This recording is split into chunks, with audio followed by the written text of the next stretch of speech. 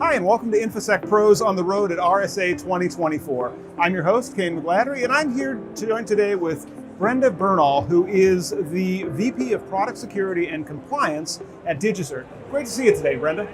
Thank you for inviting me. Glad to be here, and I'm finally glad to meet you in person, considering all those times we've collaborated over Zoom calls. Yeah, this is fantastic to be able to see each other in person. Also, you brought your team to RSA as well. For them, some of them, is it their first time? Yes, it has. Wow, all the way from, I think you said Melbourne, and I think I met someone from Tokyo, right? Yes.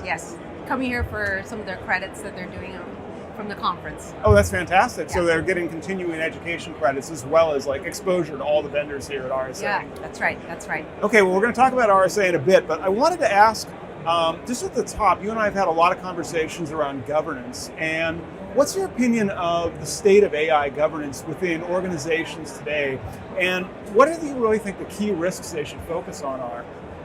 Yeah, let me first start by acknowledging that the developments in artificial intelligence in the past year or so is nothing short of astonishing.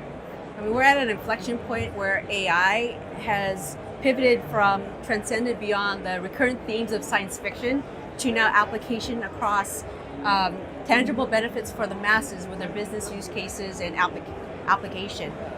So I think for me, AI is the fastest moving technology that I've seen, at least in my lifetime.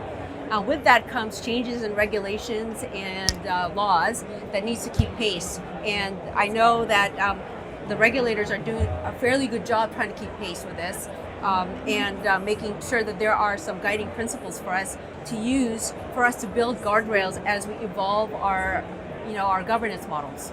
And the key risk that needs to be managed are the same ones, but you have to apply the AI lens to it. It's data privacy, security, risk, data and content provenance because of all the copyright laws. Right. And so that shapes the AI model that evolves over time with this technology. And not just for your own organization, but also externally with your third-party suppliers and partners in how they do business with you and using AI. So it's a whole ecosystem at play.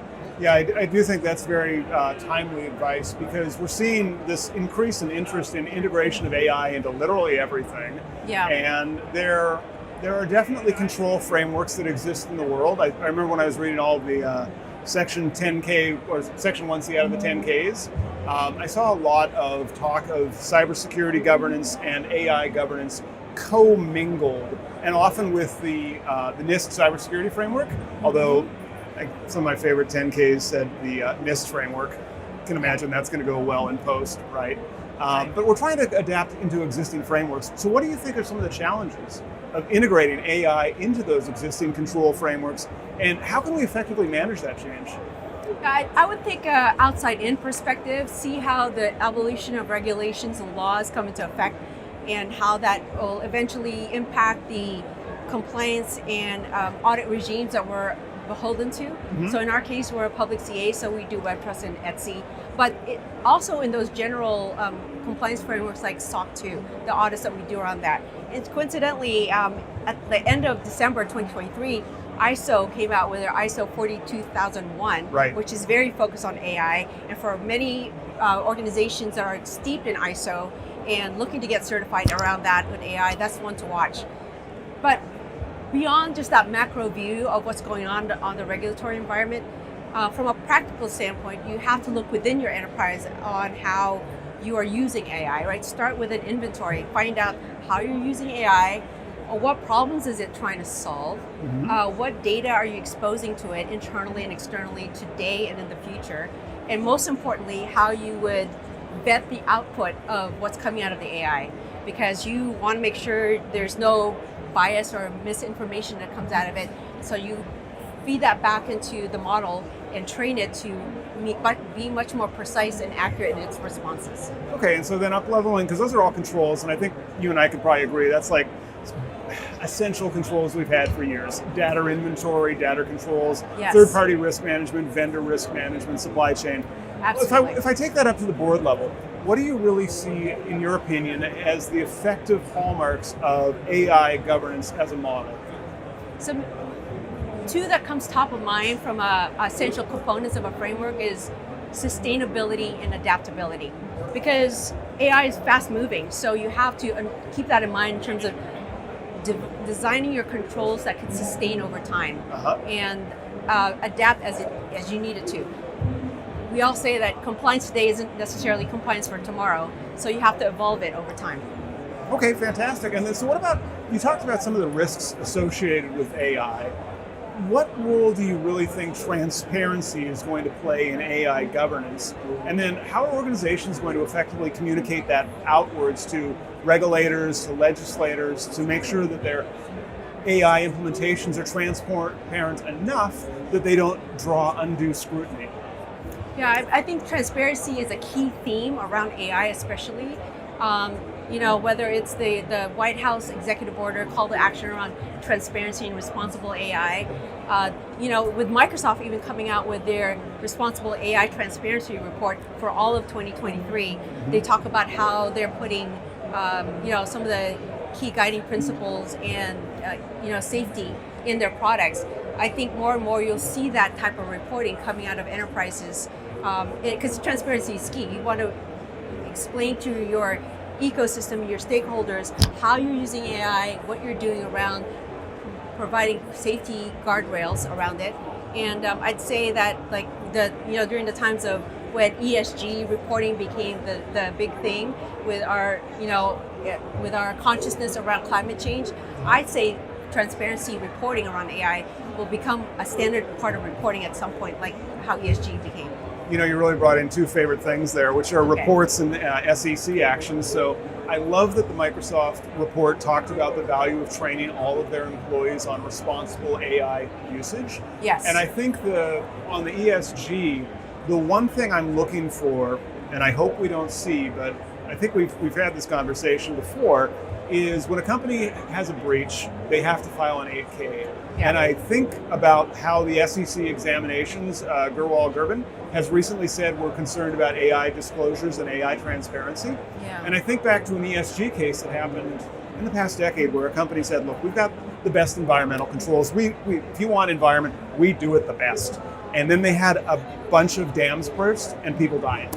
And there were lawsuits, yes. And there was a tragic loss of human life. And eventually the SEC's examinations division rolled up on their doorstep and said, so tell us about those disclosures you made about ESG. Mm-hmm. I can't help but think that's going to be the model we see moving forward, where an 8K leads to a 10K analysis by examinations. Do you think that's going to be the model we see?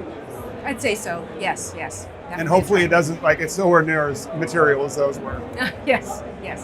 Okay, let's move to a more positive note. What do you think of some of the recent developments in automation that have really improved GRC processes? Speaking from my own personal experience, having started my career as an external auditor, actually, and we did our work papers on worksheets and whatnot, and Lotus Notes, dare I say. Yep. To now where we are today, a full-fledged GRC platform, right, that has information about our requirements and our controls. And now we've taken advantage, working closely with Hyperproof on pre-built automations, integration with our sources of evidence. So all of this, within the same platform is an incredible development in the space. It's become much more of an efficiency for not just the compliance personnel within the company, but for all the stakeholders who are involved with providing evidence during audits. Yeah, and I love that you bring in that external auditor perspective, because as a recovering auditor and former assessor, I get that, and it really is an improvement to people who are operating the controls, so that they can focus on what they do,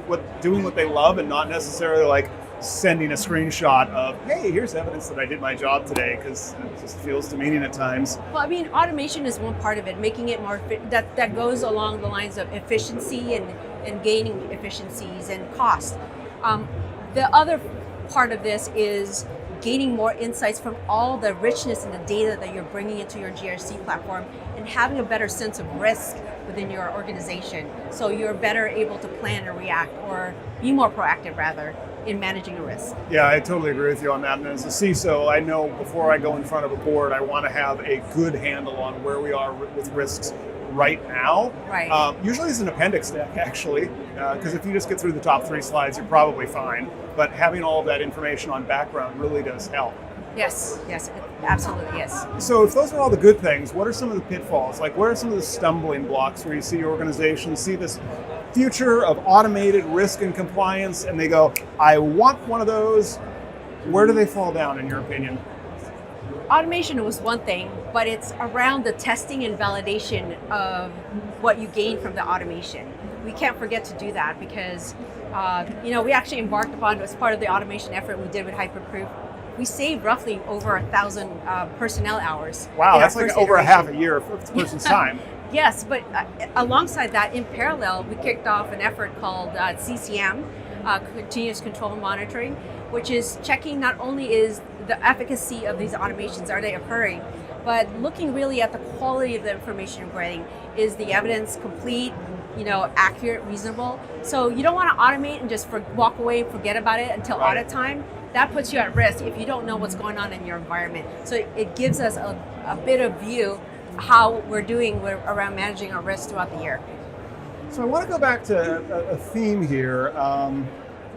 Your team is here, they're all GRC professionals. AI is clearly the new hotness. So what advice are you giving them, or what advice would you give to GRC professionals on how to deal with the rapid integration and adoption of AI into GRC? Yeah, I think first is just really understanding, stay informed, be informed, take advantage of a lot of free courses out there and some paid, courses like whether it's the Google Gemini platform or Deep Learning AI, IBM, Stanford, they all have things that they're advertising or marketing around gaining more knowledge about AI. So really get a good understanding of this technology and watch all the regulatory changes that are happening in the ISO space. I'd say there are some good publications out there. I'm going to do a plug real quick. I was working with a group called Athena Alliance, and we produced a AI governance playbook. Ooh. That's something that may be worth to just see, from a perspective of how you manage it through the whole life cycle, from even at the board level. We'll see if we can link to that in the show notes as well when this goes live on our platforms. But I love that. That's fantastic. Because I think organizations are looking for that prescriptive guidance. Yes. But then looking ahead, what do you see as some of the changes? Like, let's speculate into the future, just a brief bit, in the next 3 or 5 years. What do you think we're going to see for the convergence of AI and GRC? I think I see a positive convergence around AI and GRC because it will help us, get through questions faster, research faster, right? We often get the question, where does this requirement come from? And oftentimes it's our team looking through mounts of information to get an answer. Now you could have the AI actually help you shortcut that level of research, and you can get that answer very quickly. But I'm going back to make sure you validate the information and train your model, making sure that you're providing an accurate response from that. I think that's really a responsible way of looking at it, because ultimately at the end of the day, humans have to sign these documents. Yes, yes, that's right. Yeah, so we have to always be cognizant of that. Yes, you can't move away from, at least at this point, my point of view is you can't move away from the human element. Right. Artificial intelligence is a combination of convergence of humans working with technology.